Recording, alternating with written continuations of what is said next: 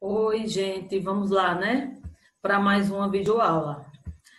Essa videoaula, só para reforçar, né, é sobre, né, vocês têm que pegar o livro da terceira unidade, o módulo 3, tá certo? Na aula passada, nós iniciamos, né, falamos alguns conceitos e abordamos sobre a Guerra dos 30 Anos. Hoje nós vamos falar sobre as bases, né, teóricas que consolida aí o absolutismo. Então, para que vocês acompanhem, esse conteúdo está na página 288, tá certo? Do livro de vocês. Então, vamos observar, né? No livro de vocês, na página 288, ela vai citar, né, algumas bases teóricas do absolutismo. Ou seja, falar de alguns absolutistas importantes, tá certo? Então, vamos primeiro entender o que é o absolutismo, né? Então, é o conceito mais apropriado, né, mais adequado, é que é um processo de centralização política nas mãos do rei.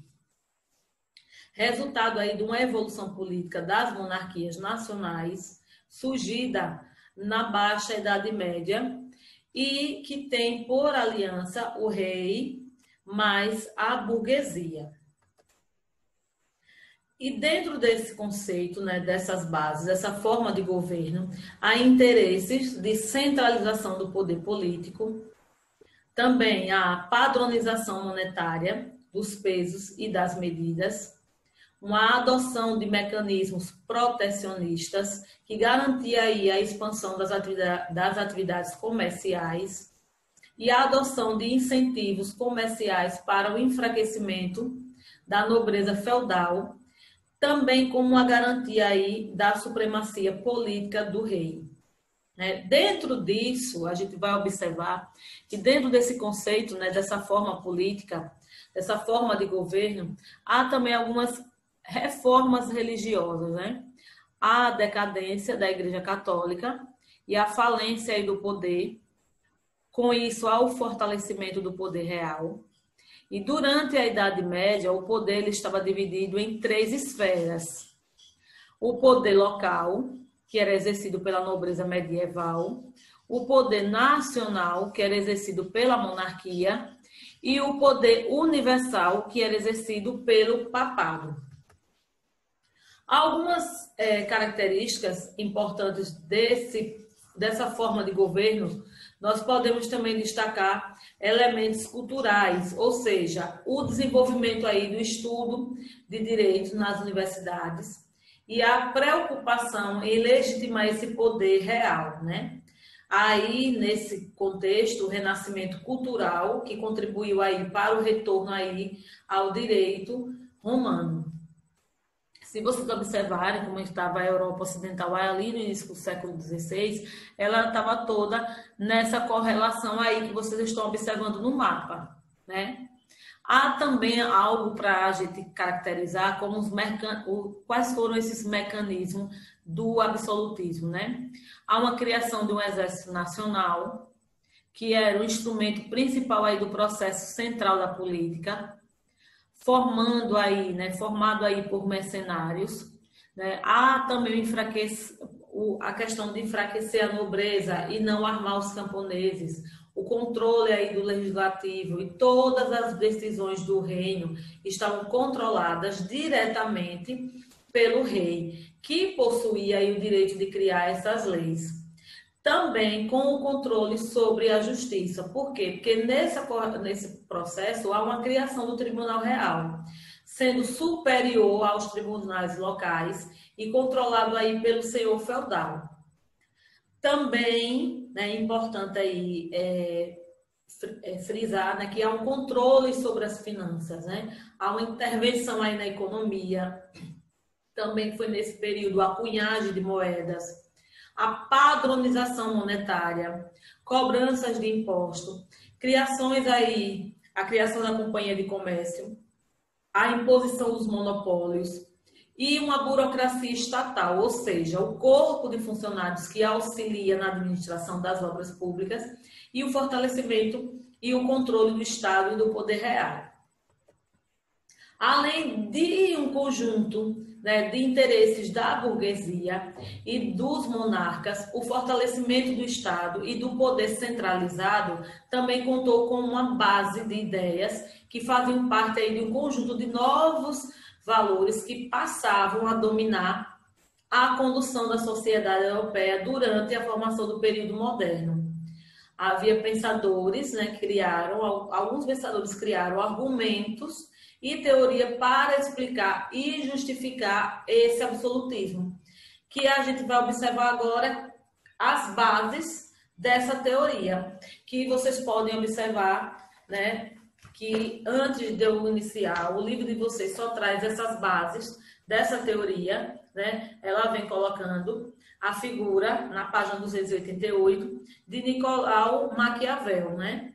Então, na época aí do absolutismo na Europa, alguns pensadores eles desenvolveram teoria sobre a forma de governo. Foi o exemplo aí do italiano Nicolau Maquiavel, que ele escreveu O Príncipe em 1532 e que mostrou como um futuro rei deve proceder para conquistar e se manter no poder. De acordo com Maquiavel, né, o rei ele deveria ser amado por seus súditos. Caso não fosse possível, ele deveria ao mesmo tempo ser amado e temido. Né? Caso não fosse possível ser amado, era preferível ser temido.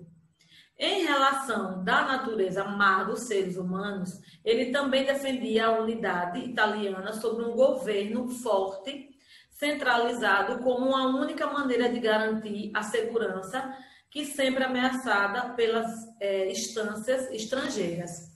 Então, aí vocês estão vendo no slide, né, que Maquiavel ele foi responsável, né, pela questão da seculação da política, né, da relação entre a ética e a política, foi o primeiro defensor do absolutismo, da questão da subordinação do indivíduo ao Estado. Ele acreditava que a vontade do Estado deveria estar acima de todas as demais vontades e os governantes deveriam ser absolutos para poder exercer os interesses do Estado. E a sua principal obra, como eu já falei, foi O Príncipe. Já Thomas Hobbes, né, ele... no seu livro, né, Leviatã, ou Matéria, que é a forma e poder do Estado eclesiástico e civil, de autoria aí do inglês, né, Robert, publicado em 1651, foi do livro importante que discute aí sobre os aspectos do regime absolutista. Semelhante a Maquiavel, Robert, ele considerava os seres humanos egoístas, com tendências de guerrear uns com os outros, e por isso seria necessário um contrato social, tanto para cessar as guerras, quanto para estabelecer um poder absoluto, que é o Leviatã, né? De preferência, um rei, que puniria os que cumprissem ou não o contrato. Então, ele explica aí nas origens do Estado, né? O homem, seu Estado, na natureza, ele é egoísta. Este gera prejuízo para todos, procurando aí a sociabilidade. O homem, ele estabelece um pacto e ele abdicar de seus direitos em favor do soberano, que passa a ter um poder absoluto. Como eu falei, a principal obra foi o Leviatã. Jean Bodin foi considerado um poder, né, como absoluto e de origem. O poder soberano só existe quando o povo se despoja do seu poder soberano e o transfere inteiramente ao governante. O poder conferido ao soberano é um reflexo do poder divino. E assim os súditos devem obediência ao rei. E a sua obra principal foi os 6 livros da República. Jean-Jacques Rousseau, né? Ele foi o defensor da divina do poder real. Os reis só prestavam a feição dos seus atos ao Criador. Ele fez parte da corte do rei Luís XIV e defendeu perseguições contra oponentes do monarca. ele chegou ao extremo de definir como herédito qualquer um que tivesse opinião própria. E a sua principal obra foi a Política tirada da Sagrada Escritura. Já em Portugal, o primeiro país a organizar o primeiro moderno, né, havia uma centralização política precoce em virtude da Guerra da Reconquista, de cristãos contra muçulmanos, e a centralização do Estado português ocorreu em 1385, com a Revolução de Aves, né, onde o mestre da Ordem de Aves, Dom João, com apoio da burguesia mercantil, consolidou aí o centralismo do político. Já na Espanha, o processo de centralização também está relacionado com a Guerra de Reconquista. Foi o fruto de uma aliança entre o Reino de Castelo, que é o Reino de Aragão, em 1469, e a consolidação em 1492 com a expulsão definitiva dos mouros da Península. Já na França, a consolidação do absolutismo francês está relacionado com a Guerra dos 100 Anos, que foi enfraquecida, né? Houve enfraquecimento da nobreza feudal e o fortalecimento do poder. E a principal dinastia do absolutismo francês foi os Bourbons, né? E aqui a gente vai observar de forma, nos outros países, né, a exemplo do Henrique IV, que ele precisou abandonar o protesto para ocupar o trono real. Ele foi responsável pelo édito, no caso a liberdade religiosa aos protestantes, e a imagem abaixo de Luís III, os objetivos que ele tinha era a consolidação do absolutismo monárquico na França e o estabelecimento da supremacia francesa na Europa. Já Luís III, ele é o exemplo máximo, Luís XIV, ele é o exemplo máximo do absolutismo francês, né? Considerado aí o Rei Sol, ele organizou a administração do reino para o maior controle de todos os assuntos. Ele governava através de decretos e submeteu-se à nobreza feudal e à burguesia mercantil. Ele levou ao extremo a ideia do absolutismo de direito divino e, a partir do seu reinado, a França iniciou uma crise financeira em razão das sucessivas guerras empreendidas por Luís XIV. A crise do absolutismo ele prosseguiu ao reinado de Luís XIV e atingiu aí o ápice com a Luís XVI e o processo aí da Revolução Francesa, que é Luís XIV. Já na Inglaterra, né, houve o apogeu do absolutismo inglês, deu-se com a dinastia Tudor, a família que ocupava o poder após a Guerra das Duas Rosas. Tem um exemplo de Henrique III, que ele empreendeu a reforma anglicana após o ato aí de supremacia. E com a reforma, o Estado controla as propriedades eclesiásticas, impulsionando aí a expansão comercial inglesa. Elizabeth I, ela implantou definitivamente o anglicanismo, mediante uma violenta perseguição aos católicos e aos protestantes. Também foi nesse período que houve os monopólios, que os elementos essenciais do protecionismo econômico, e o Estado garante o exclusivismo comercial sobre um determinado produto ou uma determinada área. Então, na próxima aula, a gente vai observar alguns outros elementos que eu falei. A gente vai observar o que foi o mercantilismo.